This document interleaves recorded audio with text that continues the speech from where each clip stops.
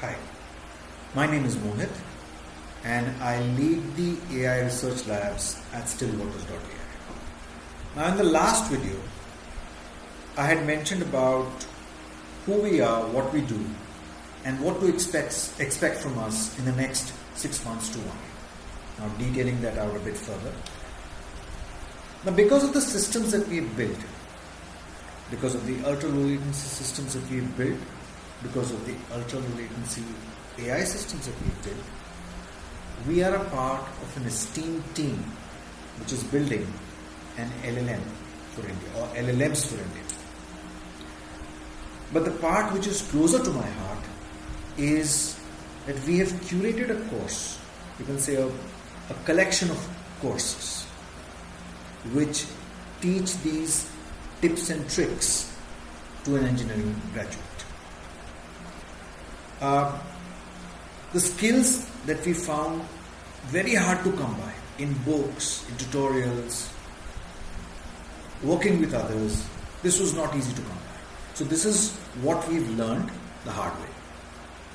So if you want to gain the skills of an AI systems engineer, then listen on. So in this short video, I want to talk about I want to answer 4 specific questions. Why Stillwaters? What is special in these courses? What is special in the way it's taught? And why do we need this course now? So let's go over it.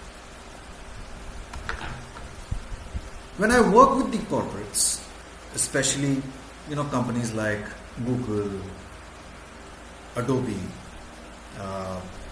Nvidia, I found out that majority of the team, a big percentage of the team were graduates from IITs, NITs. They finish the courses here, they go overseas, they join a foreign university, get an internship and they learn on the job. So the point is, can we not teach these kids to be industry aware of what's happening right now, what is required right now, the skills which are required right now while they are still in the college? Bridging the skill gap between what is taught in academia and what is required in the industry. For example, we all know what caches do. I'm talking about CPU caches. So, while programming, am I picking the right data structures which maximize the use of caches? Am I designing my data structures like that? Last but not the least, once my structures have been written, when I run them, when I run a program, how do I again maximize the use of caches? For example, pinning threads to the core. I've never seen this being done even in the best of applications. So in the next few days, what I'm going to do is that I'm going to make some short videos as to what happens when you apply a trick. I mean, what was the performance? Let's say you're measuring latency or you're measuring throughput. What happens before you apply the trick and what happens after you apply the trick? And, try different tricks. So what do students gain? They gain a system level understanding of the complete AI pipeline, hands-on experience with GPU, CPU and observing these systems. So you see, what happens is, you make a mental model of what could be happening with the software. But if you don't measure stuff, you don't know what's happening. You're just making a mental model, may or may not be true. So when you observe the system is when you have the data to either confirm or deny the mental model with which your system is executing. So coming back. Now, there are a lot of engineers who use existing LLMs. Nothing wrong with that. Our focus is towards building a system which converges these 3 things. Hardware awareness you could say, software and algorithms. But you may wonder, why build these LLMs again? One is for the cost. I mean, these LLMs, the LLMs that do exist, they are made in the global context. What we want to do is that we want the LLMs to consume and to curate local content. And cost is also very important. When you consume local stuff, the compute resources that you consume for training and for inferencing is a lot more focused and a lot less. And what is our training philosophy? Very simple. First principles approach. Focus on visualization, hardware awareness of the complete system. The more hardware aware you are, the faster you're going to be, the less latency you're going to be having. To the question that I raised, is there anything special about the way it's been brought? Well, while I was coming through the ranks, for my own understanding, for the understanding of my team and the teams that I was working with, I had to visualize everything. Now, the reason why I had to visualize is the computer system by itself is multidimensional. Specifically for AI, the data is multidimensional. The models which are built, they are multidimensional. To visualize all of this, to understand all of this, I had to visualize this. So starting with the Tensor course that I was talking about yesterday, this is a detailed picture. This is built in collaboration with NVIDIA. Detailed understanding of how you make the most out of Tensor programming. With the picture on the left hand side, code on the right hand side, you have a complete understanding of how this thing works. Alright. So we have detailed visualizations of nearly every concept that we're going to be talking about in this session. To top it all, as I've said, hardware awareness. So what is hardware awareness? Now, this is a detailed picture of the components of the Hopper 100 GPU chip. And each component, is details of how each component and what their respective responsibilities are and the sizes, if any, and wherever required. This is the memory hierarchy of the H100. Okay, and how much do you gain? I mean, what buffer where is going to gain you how much performance? But when you have the three with you, you can make more informed decisions about the code that you write and the code that you use. If I talk about modern text generating LLMs or image or video generating LLMs, so if you draw a performance profile of nearly any major AI frontier system, and that performance profile will tell you that for majority of the time the code was executing in attention. Means that it was calculating the attention. You must have heard about that. That very famous paper, attention is all you need. Now, you might counter saying that, okay, the LLM is working or some model is working. How does it matter whether I know as to how the attention works? Well, let's put it this way. Without knowing attention, you cannot optimize it. So the strategies that we'll talk about when discussing the LLM architecture, LLM inferencing, LLM training, I won't be able to apply those optimizations if I'm not sure what the attention is doing internally.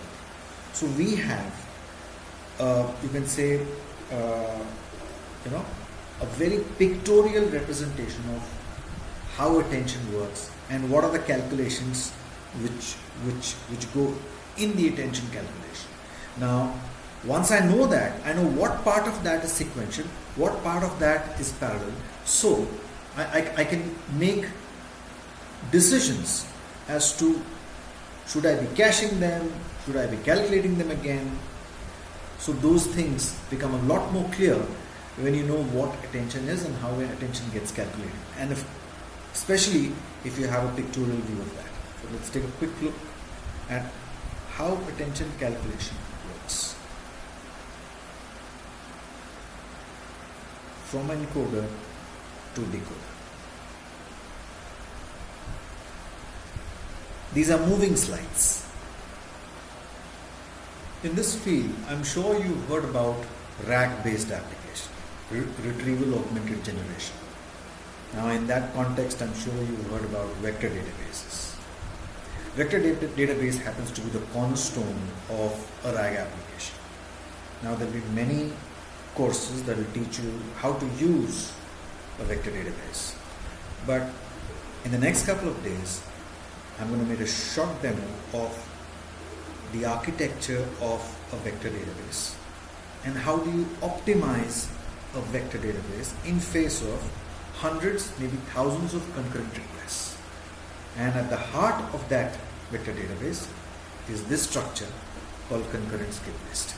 So again, we visualize this, and in that short video, we'll give you a detailed idea of how this vector database works internally. In today's complex world of software development, any application, even moderately complex, is made up of tens if not hundreds of microservices. Some providing security, some providing few microservices providing security, others carrying out the business logic, and then a few providing the AI garnish, like search, contextual search, RAG-based search, text-to-speech, command generation, etc. Now, in such a complex world, if a little latency gets added up to a request, you would want to know exactly where that latency gets added up and how, and you want to know what to track, what to trace in order to isolate where the problem is. Now, there are various ways around it. Sufficient to say for now that we have a detailed view, that means we provide a detailed view of profiling such applications, which means the GPU profiling and the CPU profiling. GPU, CPU complete, and contextually you marry the two together and say, all right, so that's where the request had an extra latency added to it, and then you see which is that particular microservices which is kind of acting up in this case. All right, and there are various ways of doing this. We've got multiple tricks up our sleeves, and CPU profiling in general is something which is known for quite some time. It's a GPU profiling which is the tricky part here. So, for example, just to give you an example here, if I would want to know if my AI service is the one which is acting up, and I would want to know, is my Tensor core being utilized? And if I would want to know that, how do I do it? So a very quick view. This is our AI stack today, modern AI stack with various frameworks being used. Majority of them are ahead of time. That means your PyTorch, TensorFlow, they all compile the code ahead of time. Some of them are just in time, like JAX. Either ways, it's the PTX. So if you see that the stack here is different, the stack here is different, but they converge at the PTX level. This is parallel thread execution level. This is NVIDIA's intermediate representation of the code. And if I would want to measure, is my Tensor core being utilized and by how much? And what's the percentage utilization? One way to count is that what we do is that we insert probes at the PTX level to measure my Tensor core instruction. This is my Tensor core matrix multiplication instruction. and a probe before and a probe after tells me exactly how many times this is getting executed and how long does it take to execute this. Finally, coming to our set of courses that we have. So these are the 5 courses that we are offering. You can say it's a suite of courses, but majorly we're going to be talking about these 3 courses. This is the first one, and we'll make a separate video on each one of them to tell you what is it that makes that particular course stand out, with short demos to show you what will be covered in these courses. Starting, so this is just a short introduction right now. You can think of this as applied GPU and CPU microarchitecture. The word applied means absolutely practical, with demos to show you once you apply a trick, what happens before, what happens after. Without this, on this particular course are built these 2. This one is LLM inference optimizations, inference architectures, what do you choose, how do you choose, why, and of course on training, with a 60% focus on inferencing, 40% focus on training. Last but not the least, GPU optimization on AI, GPU and CPU, but mostly focused on GPU optimization on AI systems. So these 2, they go together, but none of this will make sense unless we have a detailed understanding of these 2. Finally, coming to these 2 are bridge courses. So you need to be at a certain level to attend these courses. So these 2 courses will kind of bridge you up to the level wherein you should be able to understand these courses. Well, on that note, I'll wind up for today, and in the next couple of days I'll make some short videos explaining each of these courses and short demos within those to tell you what makes them special. Thank you very much. Ciao, next time.